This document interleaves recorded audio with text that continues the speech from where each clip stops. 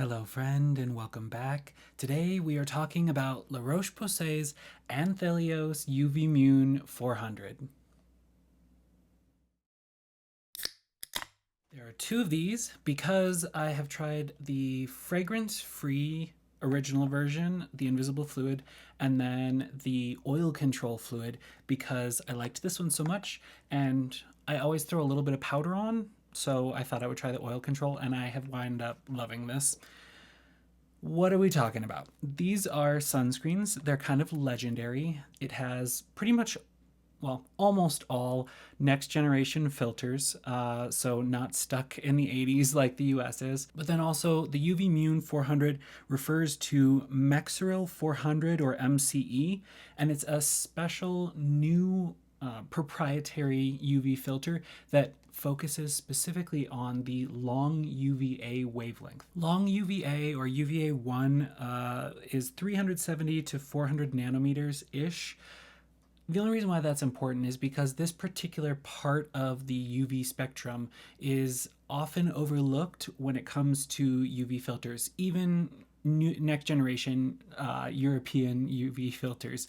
It doesn't get a whole lot of great coverage, and yet this can be an area where we see a lot of hyperpigmentation and melasma get aggravated, and it's also just great to have better UVA coverage because that's where we see a lot of the DNA damage and the aging, the photo aging damage comes from that part of the UV spectrum. So it's nice to just have the most broad spectrum coverage possible, and they have done a wonderful job.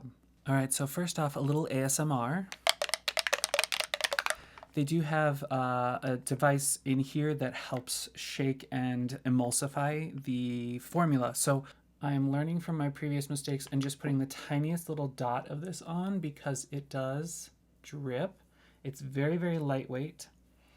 It definitely has some alcohol scent and a little bit of that kind of sunscreen type scent, but it's very fleeting and so much less than US sunscreens. So there is the original immediately after I've blended it in. It does have the tiniest hint of a yellow cast, but that really only shows up on the most fairest of the fair porcelain white skin. The rest of us, it just disappears. It doesn't show anything through my beard line, even if I apply multiple times throughout the day. We're going to go in with the oil control on this side. So you can see how drippy that can be. And I had to learn from my previous mistakes and dripped all over my desk. But this time, put a towel down. All right, so that's immediately after.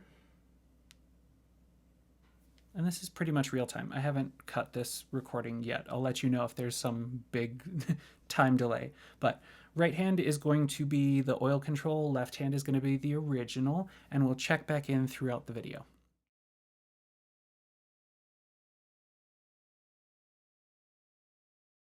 What I like. This is a nice tight seal. I have already traveled with it and it never opens up even with drastic air pressure changes, anything like that. It can get a little bit messy just even right now. It can get a little bit messy just around the tip. It's not that much of a bother, but it is an opaque package. It's nice and thin and slim, so it slips into my bag really easily, so I can take it around. It is obviously SPF 50 plus, broad spectrum.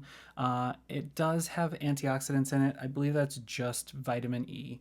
I wouldn't count on this for antioxidant protection, but that's going to help the formula overall just be more stable and provide a minimal amount of protection antioxidant-wise for you. But let's focus on texture. So really, really lightweight. You can reapply it multiple times throughout the day without it getting pilly or gumming up on the skin. It is not specifically water or sweat resistant, and yet I have gone running, I've worked out hard wearing both of these, and it never gets into my eyes, or at least never stings in my eyes. So that is wonderful.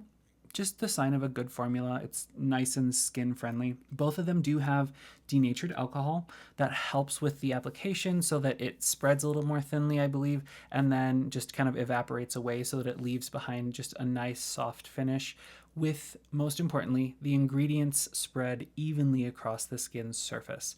That's always so important for UV filters, that we have a nice even coverage, whether your skin is oily, dry, normal, rough textured, going through beard, anything like that. You just need to make sure that you have a nice, smooth, even application. Otherwise, if you're getting spotty coverage, that's not helpful for sun protection. It does have a pinch of glycerin in there. I think that's just more for texture and balancing the formula than anything. And then in the oil control formula, they put a little bit of oil absorbent components in there, but then also zinc PCA, which is long-term going to help kind of normalize your sebum production. So if you are using this long term and you are super oily, it should gently encourage your skin to normalize a little bit without over drying it. So I love it for that. Roche Posay just makes a really good balanced product, and I love that. It's also really forgiving, regardless of what I've put on for moisturizer serums. When I go, like 20 million steps versus just a couple steps, it always sets the same on my skin. So that's really nice to know that it's consistent, regardless of how dry, oily, moisturized my skin might be any particular day. It really just keeps a nice consistent finish, and I don't have to worry about, oh, is it going to look good this time? Is it going to set weird? Is my, if I throw makeup over the top of it or a tinted moisturizer, is that going to look weird or cracky or oily by the end of the day? No, it's going to set beautifully. It makes a nice makeup primer as well. We're going to just breeze through the filters that are in here. You can look them up individually if you want, but I assume if you're interested, you already know which filters you're looking for and which ones you want to avoid.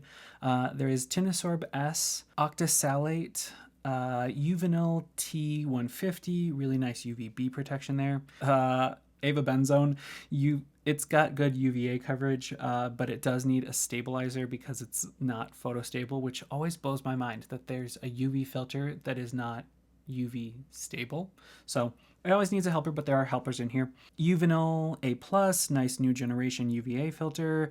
Mexeril XL, nice broad spectrum, next generation. And Mexeril SX has a nice UVA coverage. And then finally, Mexeril 400, which is their UVMune 400, their proprietary UV filter. It peaks in the long UV1 range. The cool thing is, with really strong UVA filters, they tend to kind of bleed over into some visible light filter, which gives you this really visible shine to your skin just because of how it's interacting with visible light.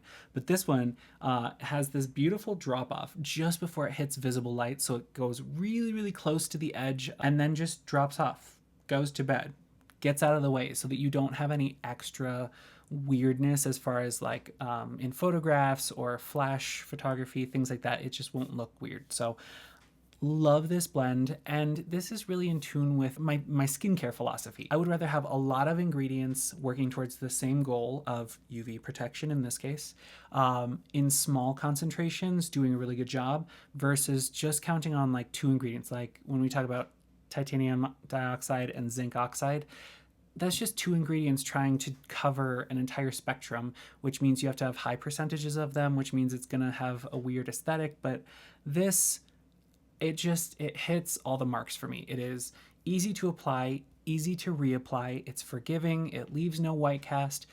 It doesn't do anything to my beard. I can bring it down through my beard line and know that I'm still getting protection and not get it all cakey and gummy through there. It doesn't sting my eyes. I can work out in it. I still need to figure out a water resistant one for like when I'm in the pool, but I've got a few months before that, so I'll keep working on it. And then the oil control. Oh, here's a little check-in. This side is the oil control. This side is the original invisible fluid. There you go. It leaves a satin finish. I don't think that it ever will really mattify, like true matte, powder matte finish, but it leaves a nice skin satin finish. Even when I'm oily, even when I've been working out, it does a good job managing that. So this is probably going to stay in my drawer, in my bag, on my shelf, wherever I need it to be. As far as purchasing it goes, that is getting a little more interesting with the regulations in the US, but this is These are about the same price, but they're running anywhere between about $14 US to $35 US, depending on who you go through.